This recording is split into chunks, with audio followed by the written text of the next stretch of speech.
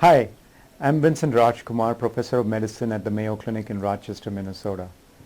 In the November 2013 issue of the Mayo Clinic Proceedings, I have authored an article with Dr. Sanjeev Sethi, also of the Mayo Clinic, on monoclonal gammopathy associated proliferative glomerulonephritis.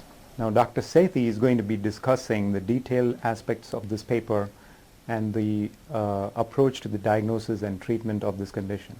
But I just want to give a few words to place this article in context. Monoclonal gammopathies are very common.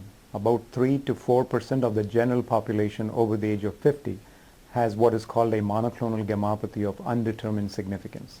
Typically, when we talk about monoclonal gammopathies, the main risk factors that we think of, the main conditions that this predisposes to, is multiple myeloma and related malignancies. So we know that 1% of patients with monoclonal gammopathies each year progress to the cancer called multiple myeloma or amyloidosis or Waldenstrom's macroglobulinemia. We also know of certain other associations such as amyloidosis, light chain deposition disease, cryoglobulinemia. In this article, we discuss the pathogenesis of membranoproliferative glomerulonephritis. So far, most of the cases of patients who have proliferative glomerulonephritis are considered idiopathic, that is unknown. We now know that a majority of cases of previously thought to be idiopathic proliferative glomerulonephritis are really due to monoclonal gammopathies. Since monoclonal gammopathies are very prevalent in the general population, this becomes a very important aspect to consider. In this article, we highlight not just the diagnostic aspects of this condition, but also the specialized laboratory tests that need to be done to identify it. And we propose specific approaches to the treatment of these patients. This is very important because membranoproliferative glomerulonephritis is not a benign disease. It does progress to cause renal failure.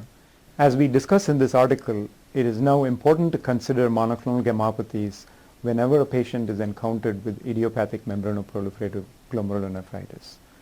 If a factor is identified, then we can deliver appropriate therapy, which could be very important for the patient and prevent progression to renal failure. We hope you found this presentation from the content of Mayo Clinic Proceedings valuable. Our journal's mission is to promote the best interests of patients by advancing the knowledge and professionalism of the physician community. If you are interested in more information about us, our homepage is www.mayoclinicproceedings.org. There you will find access information for our social media content, such as additional videos on our YouTube channel or journal updates on Facebook. You can also follow us on Twitter.